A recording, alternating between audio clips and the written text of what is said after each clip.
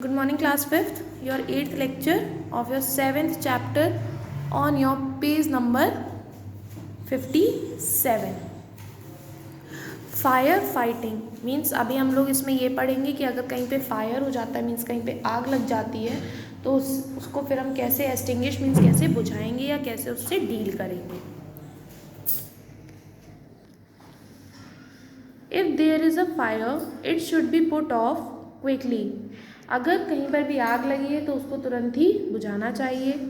Otherwise it may spread all around and may cause great damage. नहीं तो ये सभी जगह फैल जाएगी और ज़्यादा से ज़्यादा नुकसान इससे हो सकता है.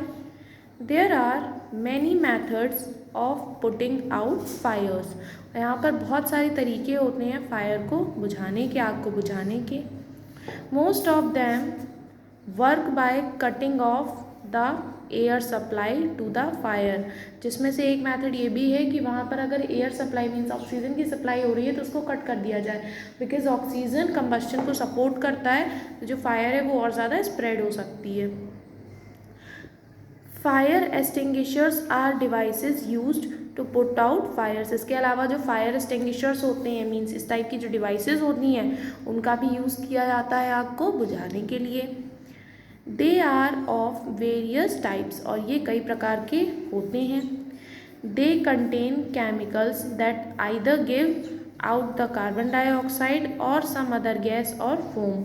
इनमें केमिकल्स होते हैं जिससे कि जब हम इनसे जब हम स्प्रे करते हैं तो या तो इनमें से कार्बन डाइऑक्साइड गैस रिलीज़ होती है या फिर कुछ ऐसी और गैसेस रिलीज़ होती हैं या फिर फोम रिलीज़ होता है जिससे कि फायर एक्सटिंग्विश हो जाती है.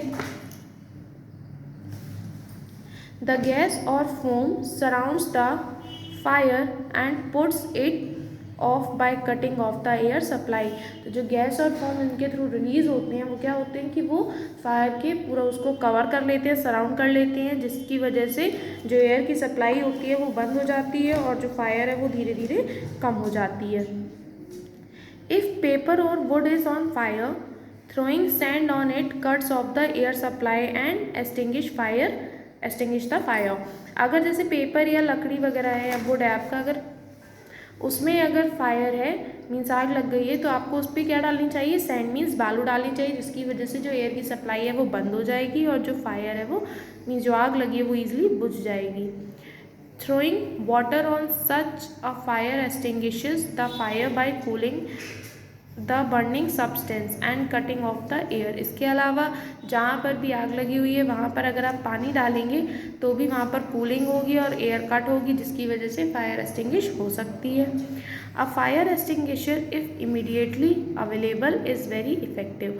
और अगर एक फायर एक्सटिंग्विशर वहीं पर तुरंत ही इमीडिएटली अवेलेबल हो जाए तो वो काफ़ी इफ़ेक्टिव प्रभावी होगा. इन केस ऑफ केरोसिन और petrol throw sand on it to cut off the air supply. अगर केरोसिन मीन्स जिसे मिट्टी का तेल कहते हैं या पेट्रोल की वजह से आग लगी है तो उस पर आपको सैंड डालनी चाहिए, बिकॉज इससे एयर की सप्लाई रुक जाएगी और फायर एक्सटिंग्विश हो जाएगी. Water should not be used as kerosene और petrol floats on water making the fire spread further. हमें यहाँ पर अगर केरोसिन या पेट्रोल की वजह से आग लगी है तो हमें वहाँ पर पानी नहीं डालना है, बिकॉज ये जो ऑयल्स होते हैं ये वाटर पर फ्लोटिंग मीन्स तैरते हैं, जिसकी वजह से जो आग है वो फैल सकती है. A fire extinguisher is very effective. और जो फायर एक्सटिंग्विशर है वो काफ़ी ज़्यादा इफेक्टिव है, प्रभावी है.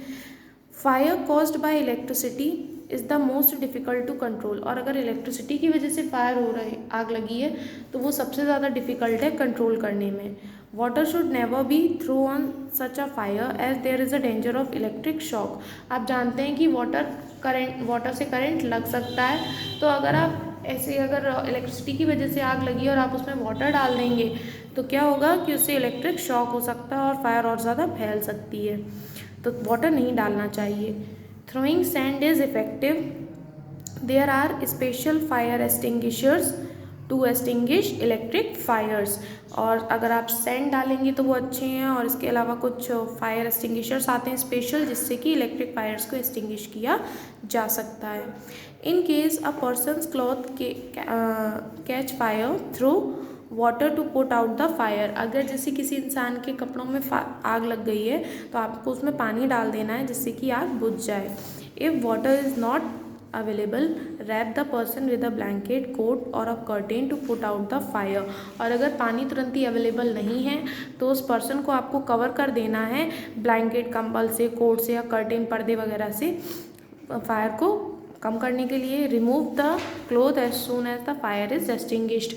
और जितनी जल्दी फायर एक्सटिंग्विश्ड हो जाए तुरंत ही आपको उस क्लोथ को भी पर्सन की बॉडी से रिमूव कर देना है। ओके, आपका लेक्चर यहीं पर कंप्लीट होता है, आपका चैप्टर भी यहीं पर कंप्लीट होता है। अभी आपका होमवर्क ये है कि इसमें जो बुक वर्क दिया गया है उसको आप सॉल्व करेंगे। Okay, thank you class.